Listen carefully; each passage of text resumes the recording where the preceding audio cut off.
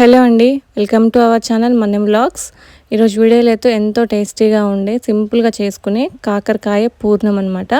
So ఇది కొంచెం స్పైసీగా ఉంటుంది, కొంచెం తీయగా ఉంటుంది. కాకరకాయ పూర్ణం అంటే మనము కొంచెం బెల్లం అయితే యాడ్ చేస్తాము.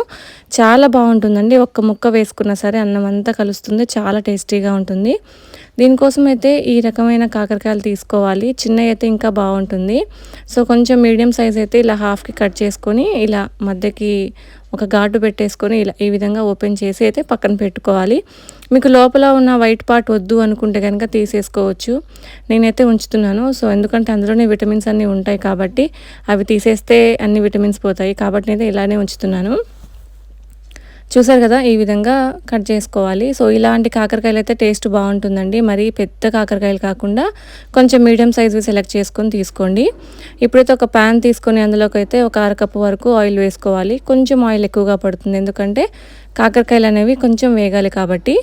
ఇప్పుడైతే ఆయిల్ కొంచెం హీట్ ఎక్కిన తర్వాత ఈ కాకరకాయల ముక్కలన్నిటినీ కూడా ఆయిల్లో వేసేసుకొని కొద్దిసేపు ఆయిల్లో మగ్గనివ్వాలి.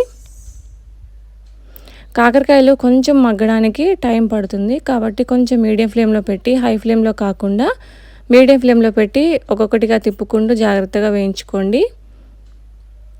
సో ఇవన్నిటినీ కూడా ఇదే విధంగా ముక్కలన్నిటినీ కూడా కలుపుకుంటూ వేయించుకోవాలి. ముక్క అనేది చెదరకూడదు, ఏ కాయక ఆ కాయే ఉండాలి. ఈలోపు మనమైతే పౌడర్ రెడీ చేసుకుందాము. మిక్సీ జార్లోకి అయితే ఒక 10 వెల్లుల్లి రెబ్బలు, జీలకర్ర, ఉప్పు, కారం వేసి గ్రైండ్ చేసుకున్నాక ఇందులోకి ఒక చిన్న కప్పు వరకు బెల్లం తురుము కూడా వేసుకొని మరొకసారి అయితే మిక్సీ పట్టుకోవాలి.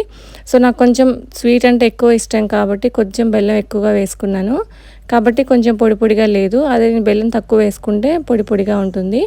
ఇప్పుడైతే ముక్కలు అనేవి మంచిగా వేగి మగ్గిన తర్వాత ఈ రెడీ చేసి పెట్టుకున్న ఈ పేస్ట్ని అయితే ఇందులో వేసేసుకొని మొత్తం కూడా కలిసిపోయేంత వరకు మీడియం ఫ్లేమ్లో పెట్టి కలుపుకోవాలి.